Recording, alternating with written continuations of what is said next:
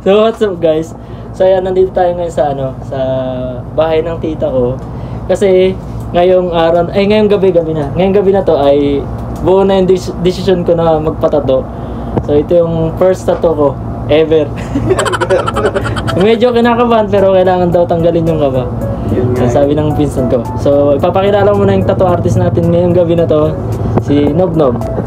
So magandang gabi mga vlog. Ito yung design. Kabahan na kayong lahat. So kasama ko yung dawan niya. Hello po! Pinapanood ko yung vlog ni Kuya EJ kahapon lang. Galing. Tapos si Mama. Ayan. Magpapatato daw siya. Unang tato.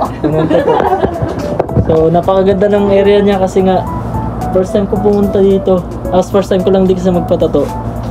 Sobrang daming collection. Basta paikot sa area na to, puro collection. So hindi ko na papatagalin, magpapatato na tayo. Yung design ay nakalagay na. So 5 minutes daw muna bago i-start. Yun nga eh. Kinabahan. Wala bang pampatulog? Yan na. Hindi naman malamig ah.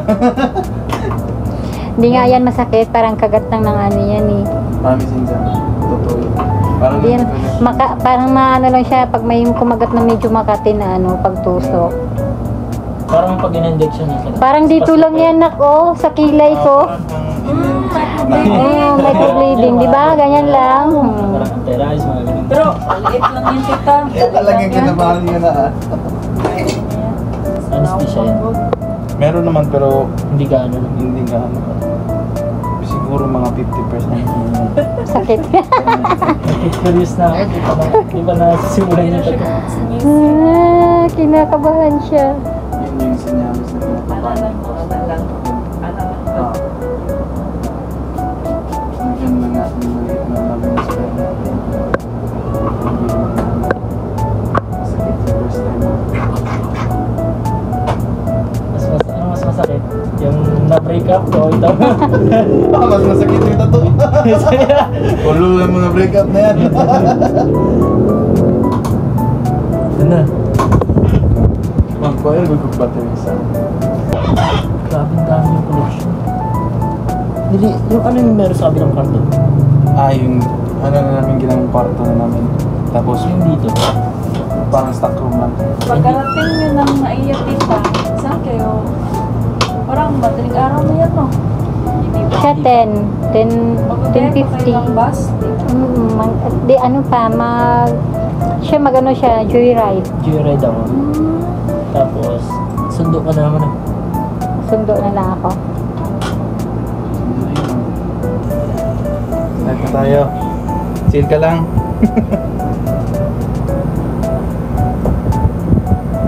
O, di ba? Kikiliti ka lang. Yun nga eh. Sabi ko lang. Natawa ako kasi. Expectation mo iba di Expectation ba? versus reality. Kala mo masakit kasi. Hindi, mas mabuti yung nag-expect ka na masakit. Yes. May ibang part ng natalagang ramdam.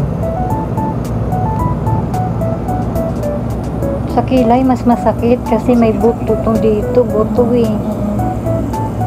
Nag-anesthesia mo ba? Opo. O, nagkuhan. Pero sakit lang siya po eh. Kay mo, sa buto gani yung sa baragkuhan. Puro mo dulot din Marag ah. madulot siya eh. Madugo man gani. Kanang tiis ganda daw. Kay pa. Malagi. Ano na ba sabi may problema? Kaya. Kaya pala eh. Siya nga, walang tato eh. Totoo din sir, walang tato. Ganun yan eh. Parang sinisira mo yung starter pack ng tattoo artist.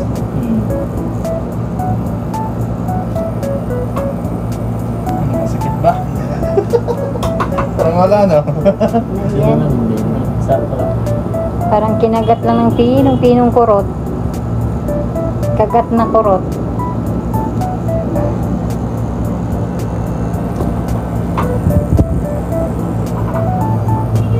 Ayan, natapos na. Easy! Expectation versus reality. So, ayun nga. Ang sa akin kasi, parang ano lang siya, parang kinukurot lang. Ayun oh. Ganda ng design.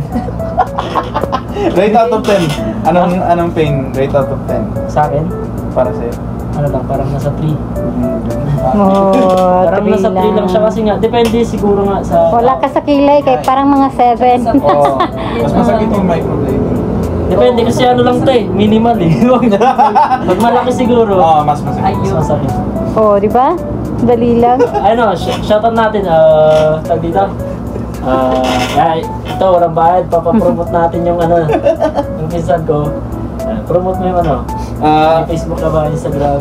Yung Facebook account ko, yung pangalan, Nob Tripoli sa Instagram, Sakmay Ink Tattoo, di ba?